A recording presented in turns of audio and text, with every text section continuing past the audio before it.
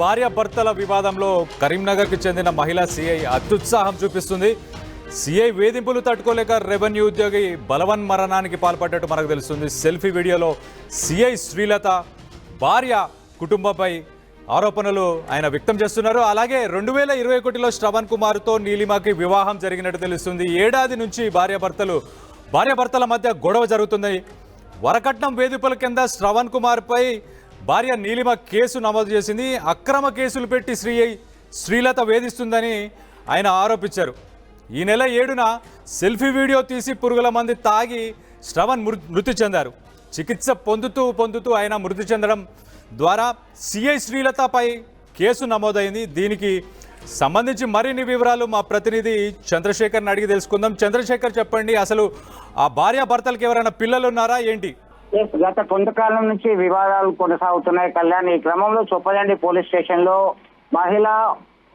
Police station లో సిఐగా ఉన్నటువంటి శ్రీలత వేధింపుల వల్లే తమ సోదరుడు మృతి చెందాడని ఆ సోదరి విలపిస్తూ చెప్పినటువంటి మాటలు పలువురిని కలిసివేసేలా ఉన్నాయి. రెవెన్యూ శాఖలో ఉద్యోగంగా ఉన్నటువంటి కడార్ల శ్రావణ్ నా చావు వార్త వినండి అంటూ సెల్ఫీ వీడియో తీసుకొని గడ్డి మందు సేవించడం జరిగింది. దీంతో కరీంనగర్ లో ఉన్న ప్రైవేట్ ఆసుపత్రిలో చికిత్స పొందుతూ ఆయన మృతి చెందాడు. ఇది కాస్త చాలా చర్చనీయాంశంగా మారింది. గతంలో సైతం తమ మధ్యలో అనేక వివాదాలు ఉన్నాయి. పెద్ద మనుషుల సమక్షంలో సైతం కొన్ని పరిష్కారం అయ్యే దిశగా ఉన్నటువంటి క్రమంలో తన భార్య తరపు బంధువుల ఒత్తిడి ప్రోత్సాహం మేరకే తన పైన కేసు నమోదు చేశారు. ఇష్టం వచ్చినట్టు మాట్లాడారని చెప్పేసి ఆవేదన వ్యక్తం చేయడం జరిగింది. దీంతో భాగంగానే ఒక్కసారి అసలు శ్రవణ్ తీసిన సెల్ఫీ వీడియోలో ఆయన ఏం చెప్పారు ఒక్కసారి చూద్దాం. దాని తర్వాత I will come back to you.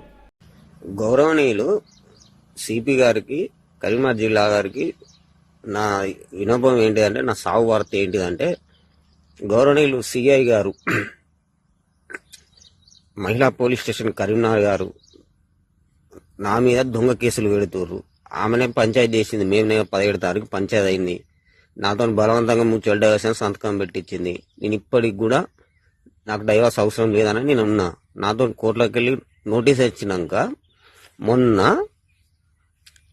మీరు ఏ రకంగా ఎఫ్ఐఆర్ చేస్తారు సిఐ మేడం?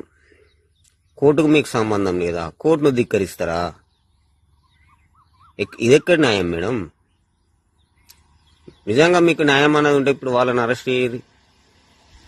నా సావుకు కారణం మీరు, సిఐ గారు, మీరు, మా అత్త, ఇప్పుడు నా మీద కేసు పెట్టిన భార్య, ఆ నవీన్ ప్రవీణ్ అన్నటోడు, ఆ ప్రసన్న అన్నటోడు. ఇప్పుడు న్యాయంగా మీరుంటే ఇప్పుడు న్యాయంగా అరెస్ట్ చేయరు వాళ్ళను. ఇప్పుడే అరెస్ట్ చేయరు. నేను నా శివం కాడికి మాత్రం మీరే నా బిడ్డను తీసుకొని రావాలి. నేను మాత్రం ఖచ్చితంగా చనిపోతున్నా. ఇది మీరు చేయబట్టి, ఈ దొంగ కేసులు చేయబట్టి. మీకు న్యాయం అన్నది ఉంటే, మీరు నిజంగా న్యాయంగా ఉంటే వాళ్ళని అరెస్ట్ చేయరు.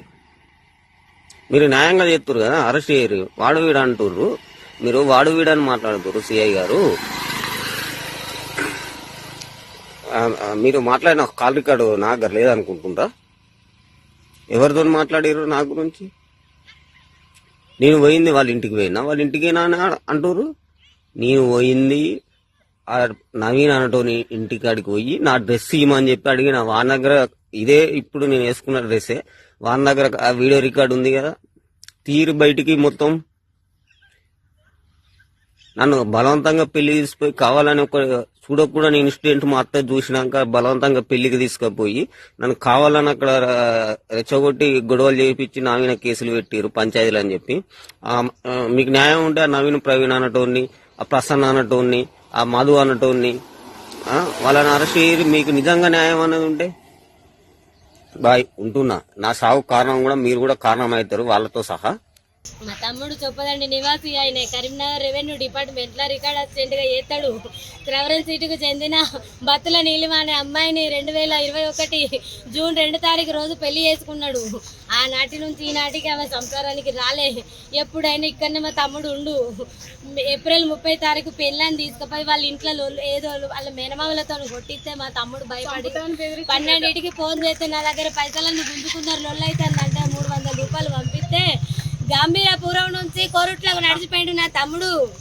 నడిచొచ్చి కొరుట్ల నుంచి మబ్బులు వస్తే మమ్మల్ని తెల్లారి కాక ఇంకో తెల్లారి బత్తుల మధుకుమారు, ఈ నవీను, ప్రవీణు, ఎడ్ల ప్రసన్న కుమారు, ఆ మేకల బాబు, మేకల సురేషు, ఇంకా కొంతమంది ఉన్నారు, వాళ్ళ పేర్లు మాకు తెలియదు. వాళ్ళు మమ్మల్ని మాకేమో కుటుంబం పంచదని చెప్పి వాళ్ళు 10 మంది మొగోళ్ళని పిలుచుకున్నారు. మేము కుటుంబంలో మా అక్క, నేను, మా నాన్న, మా అమ్మ, మా అన్నయ్య, మా తమ్ముడు వెళ్ళిన తర్వాత ఈ నవీన్ కుమారు, ప్రవీణ్ కుమారు, ఎడ్ల ప్రసన్న మా మీద వల్గర్గా మాట్లాడి మమ్మల్ని కొట్టే ప్రయత్నం చేస్తే మేము వాళ్ళ నుంచి విడిపించుకోవడానికి మేము బూతులు తిట్టుకుంటూ బయటికి వెళ్ళినాం. మమ్మల్ని విలిపిస్తే మేము పోయి మాట్లాడుతూ ఉంటే మా తమ్ముడిని ఏం జరిగిందో వినాలి కదా. లేడీ తరపు నుండు, నువ్వు నీ పద్ధతి, నువ్వు నీ జాబు నువ్వు చేసుకో, కానీ ఎదుటి వ్యక్తి చెప్పేది వినే ఛాన్స్ ఇవ్వాలి. ఏం జరిగిందిరా అంటే, ఇట్లా జరిగింది మేడం, నేను కొట్టలేదు అంటే, అరే అమ్మమ్మ ఇంటికాడ కొడతావురా నువ్వు, నీ అవతారం చూస్తే ఎట్లుందిరా, నువ్వేం గవర్నమెంట్ నౌకరివిరా, నువ్వు తాగుబోతానివి, నువ్వు సైకో గాని. శ్రీలత మేడం దేవత, ఆమె దేవత, బంగారు తల్లి, మా ఇల్లు ముంచింది. సిఐ శ్రీలత మేడము మా తమ్ముడిని ఎట్లా పడితే అట్లా తిడితే, ఎందుకు తిడుతున్నావు మేడం, ఆమె కేసు పెట్టంగానే మేము దొంగలం కాదు. మరి ఆమె ఏ రోజు మా ఇంటికాడ వచ్చి సంసారం చేయలేదు, నా తల్లిదండ్రులను చూస్తలేదని నా తమ్ముడు అన్నందుకు. తల్లిదండ్రులకు నౌకరీ వేసేది నీ అయ్యవ తిట్టి మా తమ్ముని గల్ల పట్టింది. మేడం నువ్వెట్లా గల్ల పడతావు, ఫ్రెండ్లీ పోలీస్ అన్నప్పుడు అవురా ఇవురా అని ఎందుకంటావు, వాడు కూడా ఒక గవర్నమెంట్ ఆఫీసరే.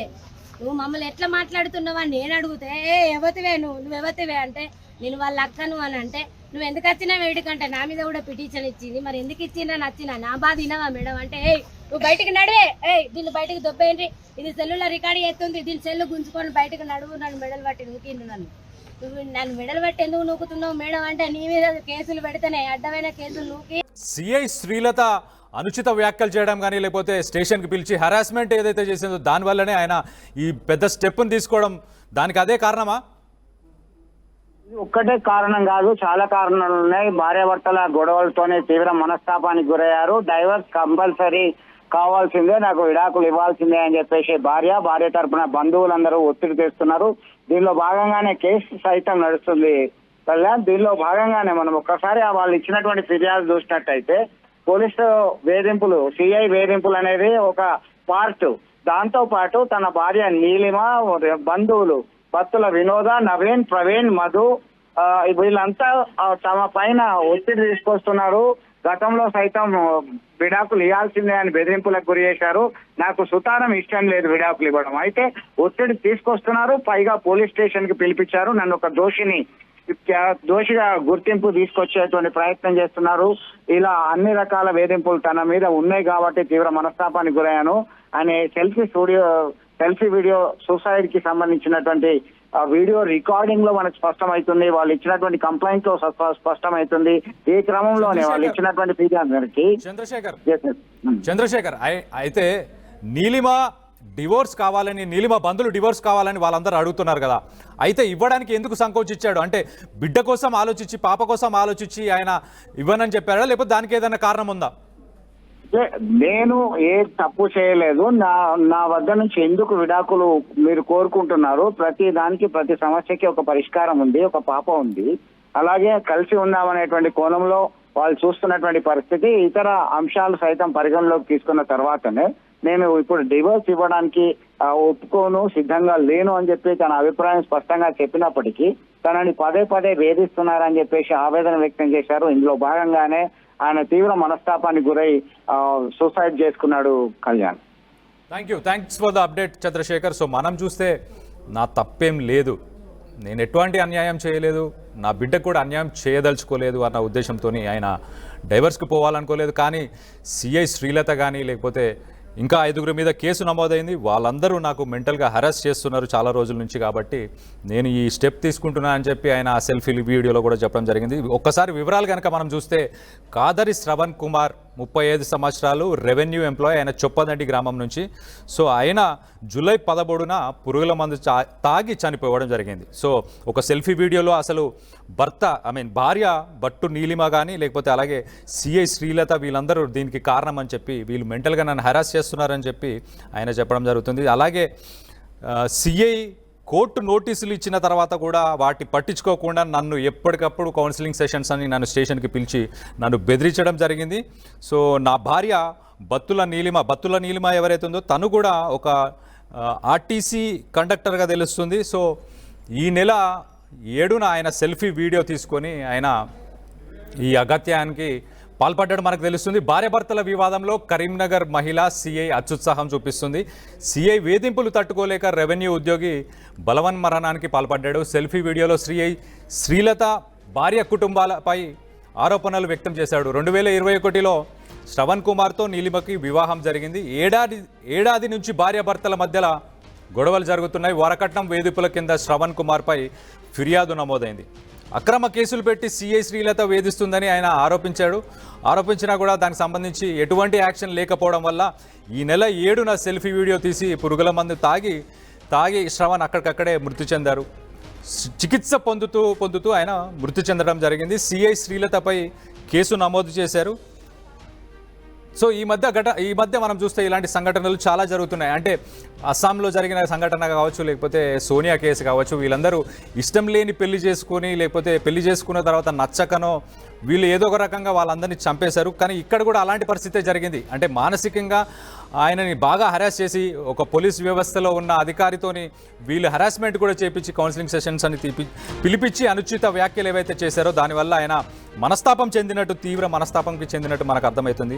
ఆయన ఇంకా నాకు ఎటువంటి న్యాయం చేయలేదు, మీరు ఒక ప్రభుత్వ ఉద్యోగి అయినా నా మీద ఇలాంటి మాటలు మీరు ఎలా మాట్లాడతారని కూడా ఆయన వీడియోలో చెప్పడం జరిగింది. సో ఇలాంటి కేసెస్ ఈ మధ్య పెరుగుతున్నాయి. అంటే మీకు ఇష్టం లేకపోతే డివోర్స్ తీసుకొని ఎవరి దారిన వాళ్ళు వెళ్ళిపోతే బాగుంటుంది, కానీ నా బిడ్డ కోసం నేను ఎటువంటి తప్పు చేయలేదు అండ్ నాకు కూతురుంది అని చెప్పి ఆయన దేనికైనా ప్రతి సమస్యకి ఒక పరిష్కారం ఉంటుంది అని కూడా ఆయన చెప్పడం జరిగింది. సో మీరేమనుకుంటున్నారు? ఈ నీలిమ కానీ లేకపోతే పోలీస్ వ్యవస్థ కానీ ఎలా ఉంది అని అనుకుంటున్నారు? ఒక్కసారి కింద కామెంట్స్లో తెలియపరచండి. అసలైన తొలి వెలుగు. ఫాలో వాట్సాప్ @తొలి వెలుగు official.